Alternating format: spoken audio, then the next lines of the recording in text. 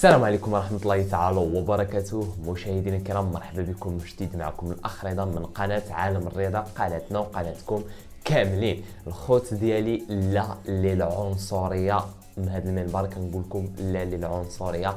فينيسيوس يتعرض للعنصرية من جماهير فالنسيا، يلقم بالقرد الأسود.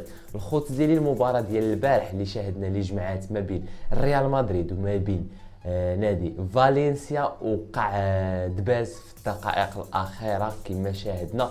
جماهير ديال فالنسيا كتعاير فينيسيوس وكتقول له القرد الاسود، القرد البرازيلي، لا للعنصريه. الخوت في نظركم نتوما شنو بان لكم في هذا القرار هذه ديال العنصريه؟ واش هما ضد التعرضات اللي تعرض لها فينيسيوس البارح ولا لا؟